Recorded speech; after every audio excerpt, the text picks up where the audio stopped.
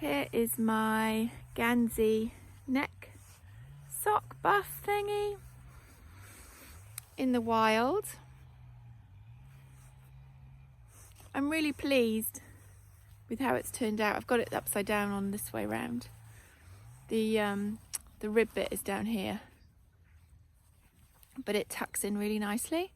It was really foggy earlier, so it's cleared up a bit now, and I thought I would come outside, walking my dog, and actually show you the neck buff in the wild finished.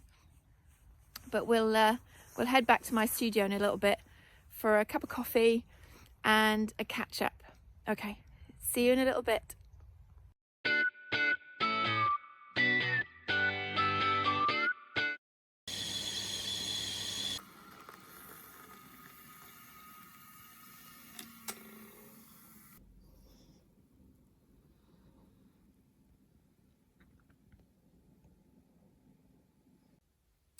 Coffee ready?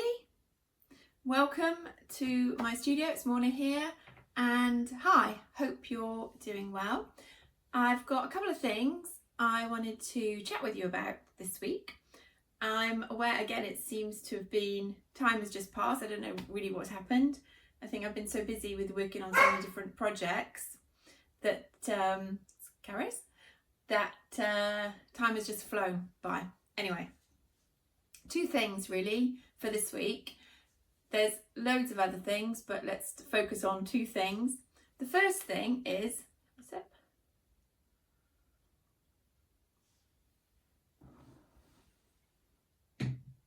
I've finished my Morwenstow Gansey neck buff. I'm really pleased with how this has turned out. Like I said in my last video, it's been a long time since I've done any knitting. And because I overdid it a bit with the crochet, I'm going to have to go and see what Karis wants now. Let's try again, shall we? Let's try again. Karis wanted a treat.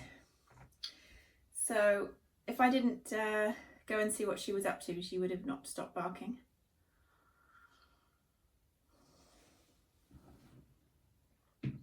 Okay, where were we? The Morwenstow Gansey neck buff. So yeah, like I said, I've not really knitted for such a long time, but having overdone it with the crocheting of Bagpuss earlier this year, I really wanted to try some other types of craft. So I made this, and it's turned out really well. So I've worn it a few times. I do have to take my glasses off to put it on. I basically found a pattern for a cowl, and then I worked out my own version of it. So that's that way round, which is nice with the what's it called, ribbing at the bottom. That's a St. Ives rib. So that's three knits and one purl for there. And then if I put it this way,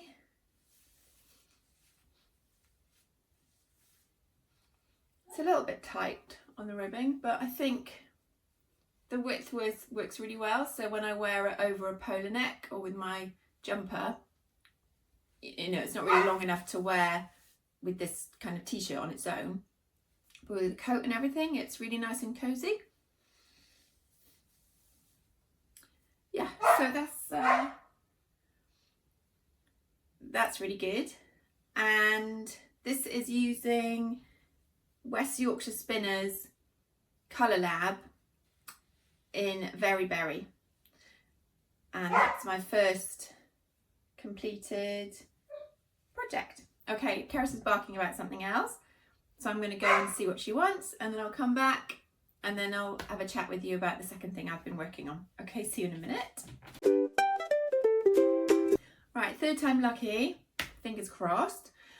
I decided to keep going with the filming rather than refilming everything, just because, like with last video, it's taken me a while to, I don't know, get over a couple of internal, what would you call them, challenges, I suppose, to get this next video done. So again, I'm just like, right, let's do it.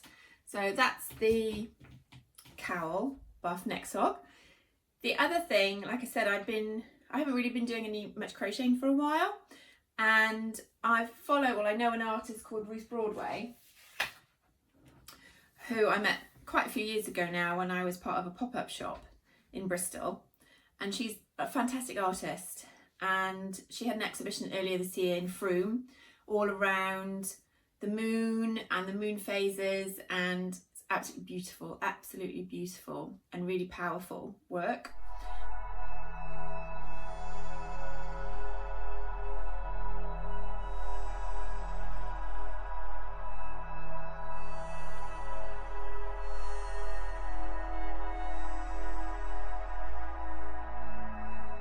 And she was sharing that she was doing a moon phase stitch-along, so for November, and the idea was that you would cut out the moon phases for the month, and then each day do some slow stitching.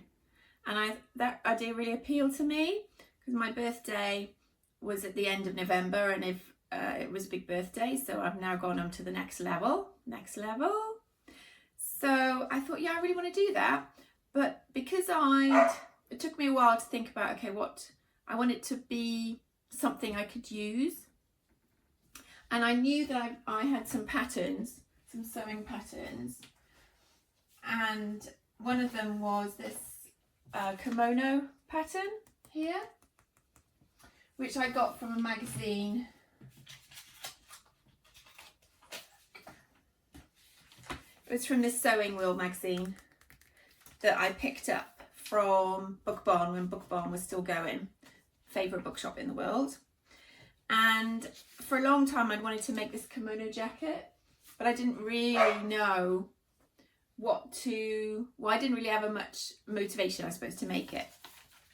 And then when I saw Ruth was doing this sew-along project, I thought, oh, perfect, I know. I could use the kimono pattern, use basically the fabrics I've already got, and sew the moons onto the jacket. I haven't finished the jacket, so I'll show you the progress. And there's Karis squeaking in the background, I'm not sure what she wants now. Here is how it's looking.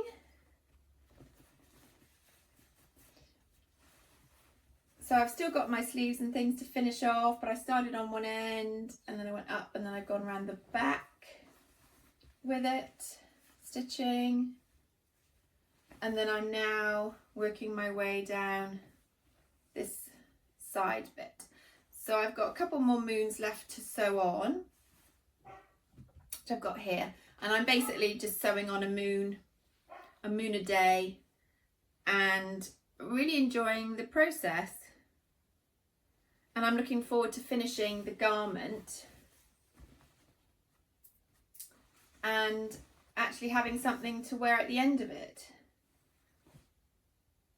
So I'm quite pleased with how that's coming along. And the other reason I decided to do the kimono was because after seeing Ruth's exhibition, she had made some absolutely beautiful kimono style jackets herself as part of her artwork, as part of her practice. So that inspired me to use the patterns that I had and to create my own version of that. It shouldn't be too much longer, I think, and then that will be something else that's finished. So I'm pleased with how that's turning out.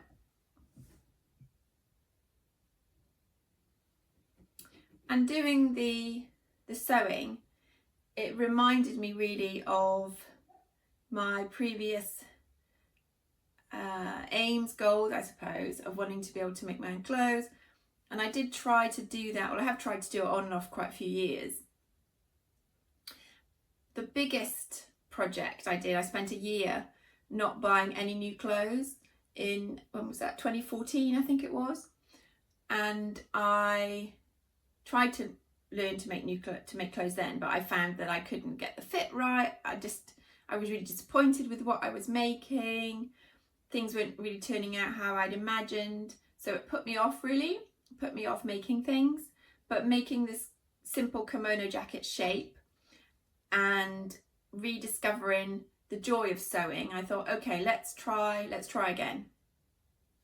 So one of the things that I'm going to do really next year, one of my goals, is going to be to make a few items of clothing. I haven't really decided on all the details yet. I've got a couple of ideas, as you can imagine, which will involve some making and then traveling to some places.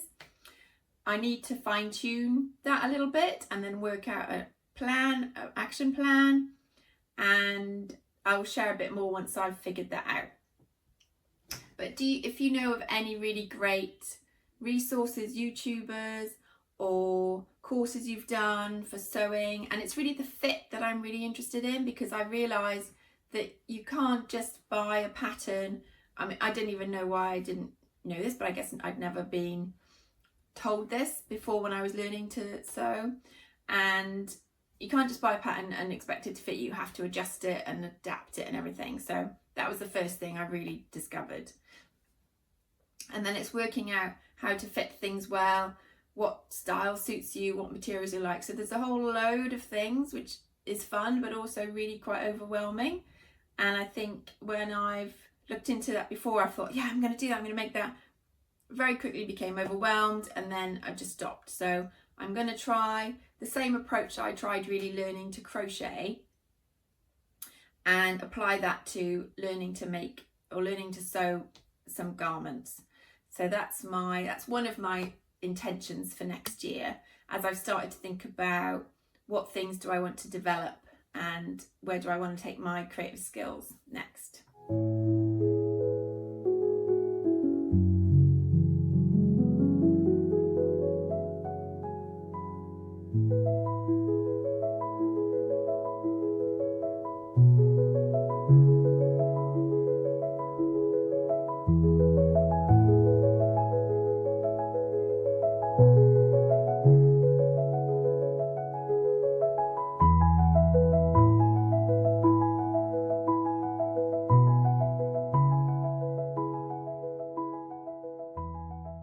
Thanks for joining me today, and I'll hopefully see you again soon. Okay, take care. Bye.